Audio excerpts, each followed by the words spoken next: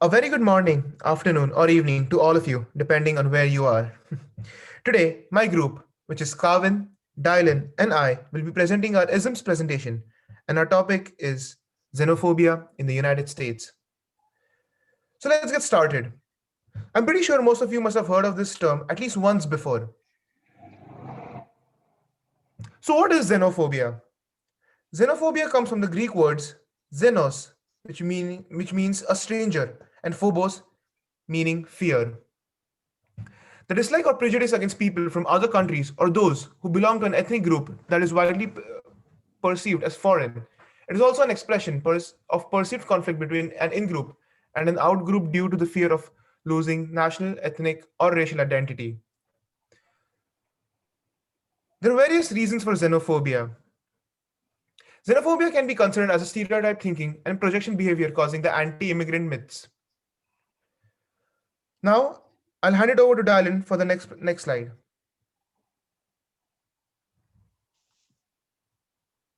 So this is the glossary.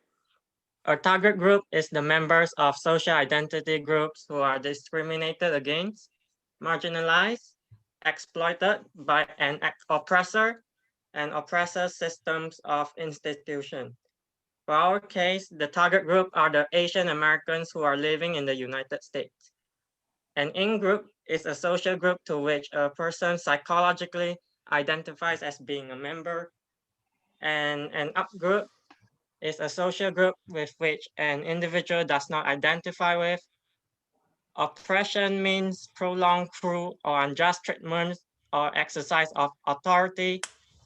And the agent group is the members of a group who have the power to define and name reality and determine what is normal, real, and correct.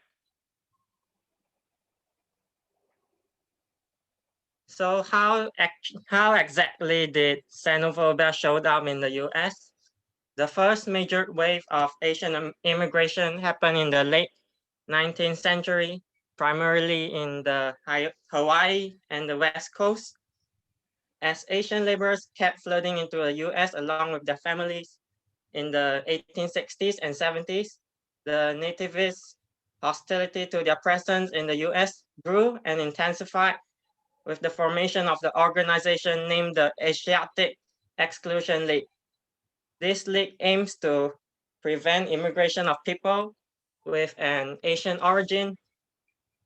And in 1875, the Congress passed the Page Act, which is also known as the first restrictive immigration law. It was initially enacted to prevent prostitutes from migrating into the US, but in practice, it prevented all the Chinese women from entering the US. So the last one is the Chinese Exclusion Act of 1882. This law prohibited virtually all immigration from China. It is also the first immigration law to do so on the basis of race or national origin.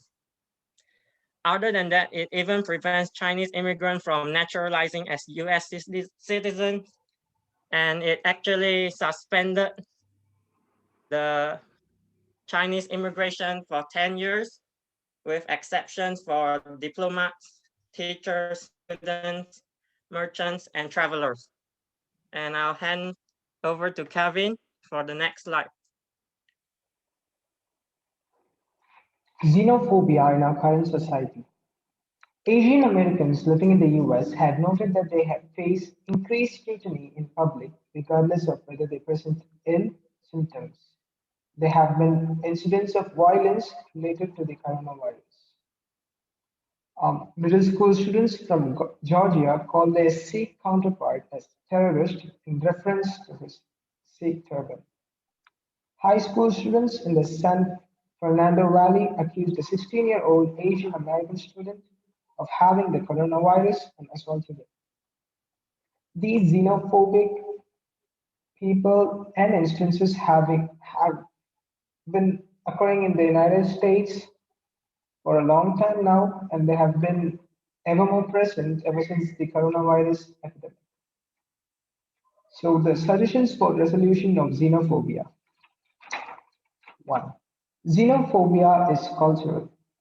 Teach children kindness and teach them to respect differences and cultures. People are influenced by what they hear and what they see growing up, and they base their stance on that even before they're old enough to make judgments.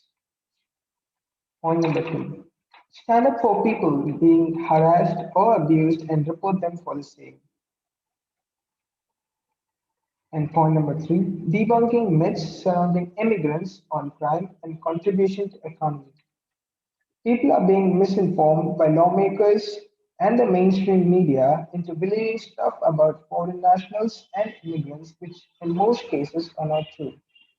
They are aimed at bringing fear and panic to the viewers. This example of media being a cause of xenophobia shows how misinformation plays a huge role in shaping up the society's views on key issues. Point four, support anti-racist and anti-fascist organizations.